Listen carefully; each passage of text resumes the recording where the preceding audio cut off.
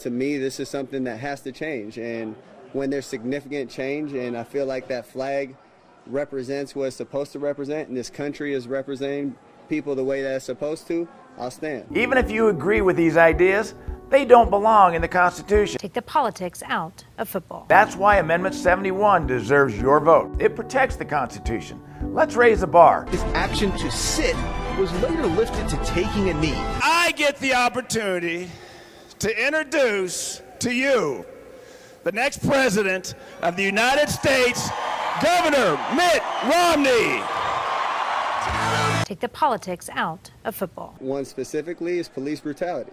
There's people being murdered unjustly and not being held accountable. Since Peyton Manning retired and John Elway stopped trying to acquire Colin Kaepernick because John Elway's politics don't align with Colin Kaepernick. The Denver Broncos added another chapter to the "we know we can do better, but we'll still settle with the lesser."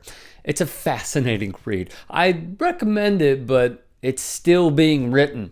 John Elway, when not attending Donald Trump's inauguration, serves as the general manager and vice president of the Denver Broncos. Colin had his chance to be here. We offered him a contract. He did take it.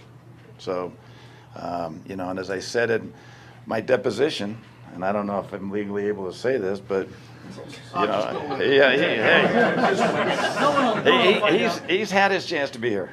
He passed it. Intentionally misleading, but not surprising if you know Elway's political leanings, which we'll go over momentarily. First, debunking Elway's misinformation. The contract was offered before the kneeling hit, and the contract that was offered to Kaepernick was when Kaepernick was thinking about getting out of San Francisco. And he offered him a contract that would have cut his guaranteed salary from the state, the contract that he had at $11.9 million all the way down to $7 million. So a 42% pay cut in terms of guaranteed money. But for Elway to mention the deposition and make it seem like the job that was offered to him was post-kneeling, and that Kaepernick had a chance to go to Denver and get a job in the NFL.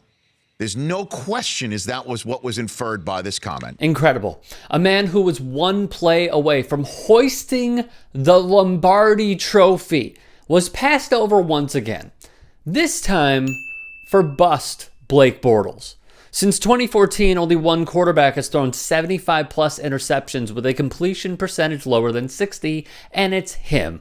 That's how bad he is, and how out in the open the colluding and blackballing still is to limit Colin Kaepernick's employment. As per Kaepernick and the national anthem protests, That can't get in the way of our main goal, and that is to compete for world championships. And so I just don't want that pulling away from our team. Elway thinks saying racism is bad is pulling away from a football team in a league that is comprised, per globalsportmatters.com, of black men at 70%. But remember, he also said this, which, let's be real, is a hilarious stance. The same guy who likes Donald Trump's tweets of claiming the media is fake and only going after him from his personal account. This is the same guy who wrote on official Denver Broncos letterhead, "Appoint Neil Gorsuch. He's a big Denver Broncos fan, and I'm a big fan of his."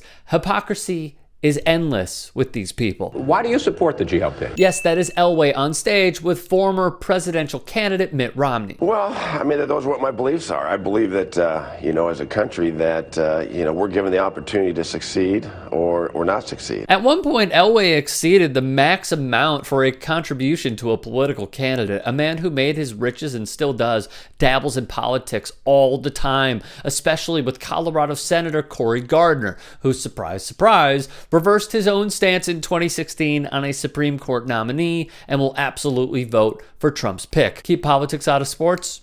You start.